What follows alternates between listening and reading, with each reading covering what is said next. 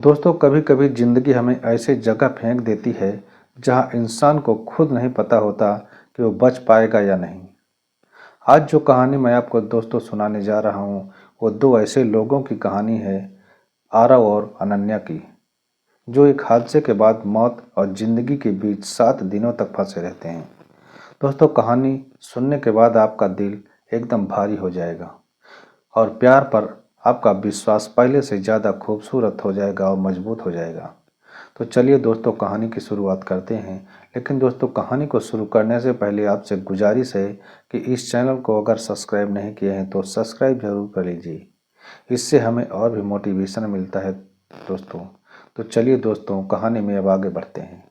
दोस्तों, कहानी की शुरुआत होती है मुंबई में रहने वाले एक शख्स से जिसका नाम होता है आरव, जो कि 27 साल का इमोशनल लेकिन बेहद समझदार लड़का होता है। और दिल्ली की रहने वाली एक खूबसूरत लड़की जिसका नाम होता है अनन्या, जो कि 24 साल की हंसमुख, थोड़ी चुलबुली और लाइफ से भरपूर होती है। दोस्तों, दोनों की मुलाकात एक ट्रैकिंग ग्रुप में होती है। पहली ही मुलाकात में दोनों की बातों में एक अजीब सा कनेक्शन था, जैसे दो टूटे हुए लोग एक दूसरे की कमी को पूरा करना चाहते हों। दोनों एक साथ हिमाचल में कुगती पास ट्रैक पर निकलते हैं। सब कुछ ठीक चल रहा था, लेकिन तीसरे दिन मौसम अचानक बदल जाता है। तेज हवा, धुंध और अचानक ग्लेशियर का छोटा सा स्लाइड। आरव और अनन्या वहां से नीचे 40 फीट फिसलकर एक गहरी चट्टान के बीच में फंस जाते हैं। फोन में नेटवर्क नहीं, खाना बस एक दिन का बचा हुआ था और तापमान 5 डिग्री पर हो गया था। पहली रात दोनों ठंड से कांप रहे थे। अनन्या रोने लगती है, आरव हम बचेंगे ना। आरव उसे अपनी जैकेट देता है और कहता है, जब तक मैं हूँ तुझे कुछ नहीं होने दूंगा। दोस्तों, धीरे धीरे दोनों असली दुनिया से कट चुके थे। नीचे गहरी खाई थी, ऊपर 60 फीट की चट्टान लटकी हुई थी और आसपास सिर्फ हवा का शोर। दूसरे दिन खाना खत्म हो गया। दोनों ने पिघली हुई बर्फ पानी पिया। आरव ने अपनी पॉकेट में पड़ी एक छोटी सी टार्च को पत्थर पर मारकर SOS सिग्नल देने की कोशिश की, लेकिन कोई वहां से जवाब नहीं था। तीसरे दिन मौसम और खराब हो जाता है दोस्तों। अनन्या का शरीर एकदम ठंड होकर सुन्न हो गया था। वो धीरे से आरव के कंधे पर सिर रखकर बोली, अगर मैं बच न पाई तो मेरी माँ को बता देना कि मैं आखिरी पल तक मुस्कुरा रही थी। तभी आरव चिल्लाने लगता है, पागल हो क्या? तुम्हें कुछ नहीं होने दूंगा। हम दोनों यहाँ से सेफ बचकर चलेंगे और एक साथ। इन ठंड, भूख, डर के बीच दोनों का कनेक्शन और गहरा होता जा रहा था। अब आरव अनन्या को अपनी बाहों में लेकर पूरी रात गर्मी देता था, ताकि उसकी सांस न चलना बंद हो जाए। तो ये रोमांस नहीं, ये जीने की जिद थी। और जब चौथे दिन उन्हें चट्टान के नीचे एक पुराना गुफानुमा रास्ता दिखाई दे जाता है, आरव रिस्क लेकर अंदर जाता है और उसे थोड़ी सूखी लकड़ियां मिल जाती हैं। दोनों आग जलाते हैं। पहली बार अनन्या की उंगलियों में गर्माहट आती है और वो मुस्कुरा कर कहती है, अगर हम बच गए तो मैं तुम्हारी लाइफ में कभी तुम्हें अकेला नहीं छोड़ूंगी। आरव बस उसकी आंखें देखता रहता है। पांचवें दिन दोनों को दूर से हेलीकॉप्टर की आवाज़ आती है। आरव खड़े होकर जोर जोर से चिल्लाता है, हाथ हिलाता है, लेकिन हवा में इतनी धुंध थी कि हेलीकॉप्टर उन्हें नहीं देख पाया। अनन्या एकदम टूट जाती है और बेसुध होकर गिरने लगती है। आरव उसे पकड़कर अपनी गोद में ले लेता है, उसके माथे पर हाथ रखकर कहता है, तुम गिर नहीं सकती, समझी? मुझे तुम चाहिए, हर हाल में तुम चाहिए। दोस्तों, अनन्या की आंखों से आंसू निकल पड़ते हैं। सातवें दिन सुबह होते ही आरव को एक पिघली हुई बर्फ की दरार दिखाई दे जाती है। वह अनन्या को सहारा देकर उस दरार में चढ़ाना शुरू कर देता है। खुद के हाथ कटते जा रहे थे, खून बह रहा था, पर आखिरकार दोनों ऊपर पहुंच जाते हैं। ऊपर पहुंचकर उन्हें एक स्थानीय चरवाहा देख लेता है। वह तुरंत रेस्क्यू टीम को कॉल कर देता है और दोनों को अस्पताल ले जाया जाता है। अनन्या के होठों पर अब हल्की मुस्कान थी और धीमी आवाज में उसने आरव का हाथ पकड़कर कहा, मैंने कहा था ना कि हम साथ बचेंगे। दोस्तों, आरव की आंखों से भी आंसू निकल आते हैं। और रेस्क्यू टीम दोनों को शिमला के एक बड़े अस्पताल में लेकर चले जाते हैं। अनन्या बेहोश हो जाती है। आरव की उंगलियां कटकर सूज चुकी थी।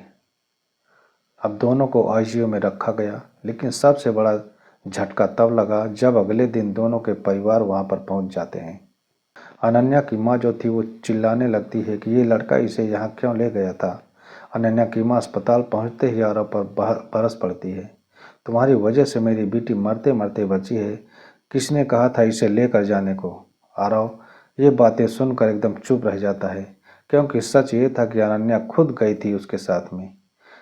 दोस्तों, लेकिन दर्द से भरी माँ इस वक्त सच नहीं देख सकती थी। आरव के चेहरे पर दोस्तों वो तकलीफ साफ दिखाई दे रही थी, जो किसी पर आरोप लगाने के लिए नहीं बल्कि किसी को खोने के डर से पैदा हो रही थी। तभी डॉक्टर कहते हैं कि आरव को 10 दिन तक आराम चाहिए, लेकिन वो अगले ही दिन डिस्चार्ज ले लेता है, क्योंकि उसे लगता है कि अनन्या की फैमिली उसे गलत समझ रही है और वो अनन्या को किसी भी मुसीबत में नहीं डालना चाहता था। वो चुपचाप बिना अनन्या से मिले अस्पताल छोड़ देता है। अनन्या को जब होश आता है तो पहले ही सवाल पूछती है कि अनन्या को जब होश आता है तो पहला सवाल यही करती है कि आरव कहाँ है। 3 दिन बाद अनन्या की आँख खुलती है। डॉक्टर उसके पास आसपास हैं। माँ रो रही है, लेकिन अनन्या का पहला सवाल सिर्फ एक था कि आरव कहाँ है। माँ गुस्से में कहती है कि वो यहाँ नहीं आने वाला है। तुम्हें छोड़कर वो चला गया है। तुम उससे मिले बिना ही अब जियो। ये बातें सुनकर अनन्या रो पड़ती है और दोनों के बीच पहली दूरी उधर आरव मनाली के एक छोटे से घर में चला जाता है। वो अपनी उंगलियों की जख्मों को देखता है और मन ही मन खुद को दोष देने लगता है। और दूसरी तरफ अनन्या हर घंटे हर पल आरव का नाम लेती रहती है। वो डॉक्टर से नर्सों से पूछती है, लेकिन किसी के पास कोई जवाब नहीं था। दोस्तों, 6-7 दिन के बाद अनन्या घर लौट जाती है, लेकिन अंदर से बिल्कुल खाली रहती है। तभी एक दिन उसके नाम एक चिट्ठी आती है। अगर तुम ये पढ़ रही हो तो इसका मतलब तुम ठीक हो और बस यही मेरे लिए काफ़ी है। मैं नहीं चाहता कि तुम्हारी ज़िंदगी में मेरी वजह से कुछ भी मुश्किल आए। तुम अपनी नई ज़िंदगी शुरू करो। मैं जहाँ हूँ ठीक हूँ। और चिट्ठी पढ़ते पढ़ते अनन्या के आंसू रुकते ही नहीं। तभी अनन्या ने फैसला कर लिया कि मैं उसे ढूंढ कर ही रहूँगी। वो अपनी माँ से कहती है कि जिसने मुझे ज़िंदगी दी है, जिसने अपनी जान तक दांव पर लगा दी, मैं उसे ऐसे जाने नहीं दूंगी। माँ मना करती है, लेकिन अनन्या अब वो डरपोक लड़की नहीं रही। वो उसे ढूंढने की जिद पर अड़ जाती है। जो पहाड़ पर रोई थी, अब वो वही लड़की थी जो मौत के मुंह से लौट कर आई है। अनन्या खुद डॉक्टर से पता करती है कि रेस्क्यू के बाद आरव कहाँ गया था। तभी डॉक्टर बताते हैं कि मनाली के पास कहीं रुका हुआ था, बस इतना ही मुझे पता है। अनन्या वहीं से निकल पड़ती है उसे ढूंढने के लिए। पहाड़ों में ठंड थी, धुंध थी, लेकिन अब उसे कुछ नहीं रोक सकता था, क्योंकि मनाली के एक छोटे से घर के बाहर अनन्या आरव को लकड़ी काटते हुए देख लेती है। उसके हाथ अभी भी पट्टियों से बंधे हुए थे। थकावट से भरा चेहरा, लेकिन आंखों में वही दर्द और वही प्यार अभी भी था। तभी अनन्या उसके पास जाती है और कहती है कि तुम मुझे छोड़कर कैसे चले गए।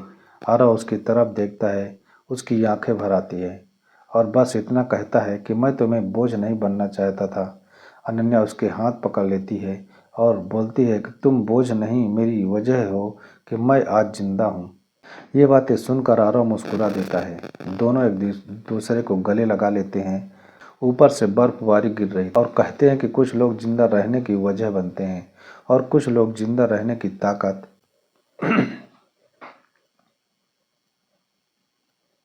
दोस्तों, इस कहानी से यही सीख मिलती है, कभी जिंदगी को हल्के में मत लेना। आखिरी सांस तक उम्मीद नहीं छोड़नी चाहिए। असली प्यार वही है जो मुश्किलों में साथ नहीं छोड़े। दोस्तों, इंसान की असली ताकत वक्त आने पर ही सामने आती है। अनन्या मनाली में आरव के साथ 5 दिन रहती है।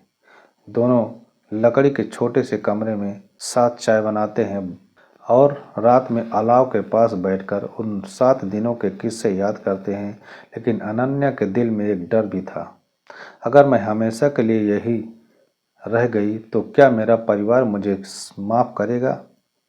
और आरव ने मन में दूसरा डर, अनन्या का भविष्य मेरे साथ खराब ना हो जाए।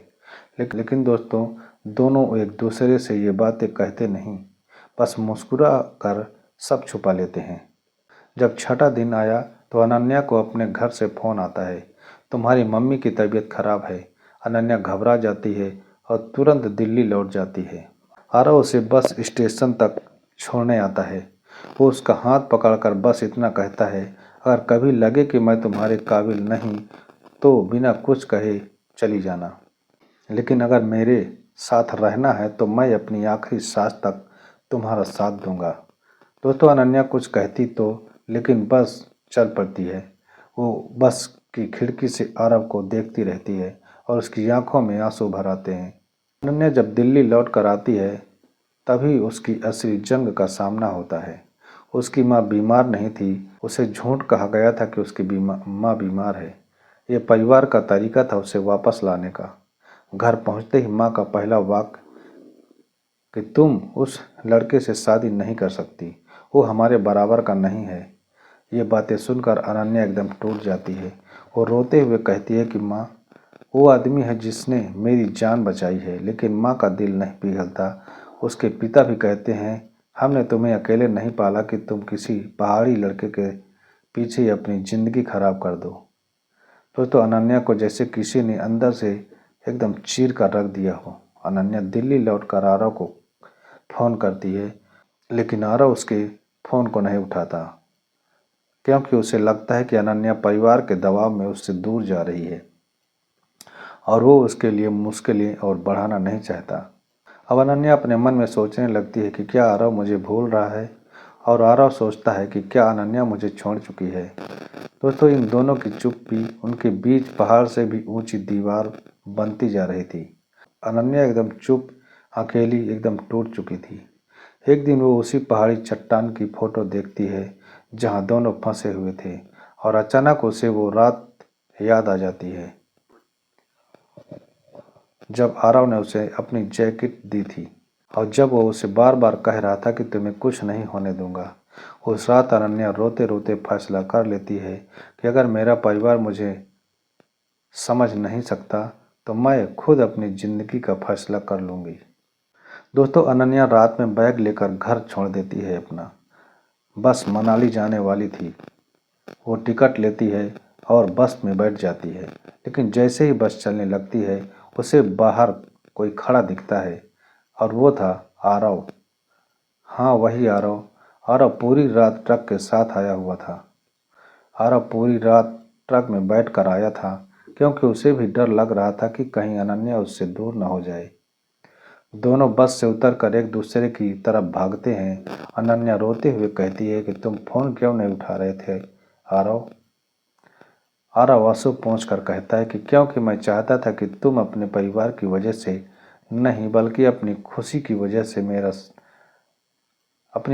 वजह से मेरा हाथ पकड़ो।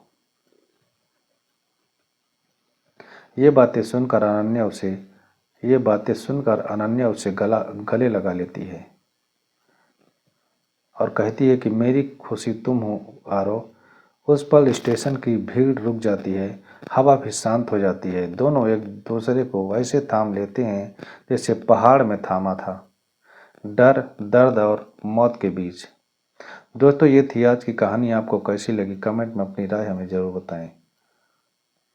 और दोस्तों, ऐसे ही आपराधिक और रोमांटिक और इमोशनल कहानियाँ सुनने के लिए हमारे चैनल को सब्सक्राइब कर दीजिए और वीडियो को भी लाइक कर लीजिए।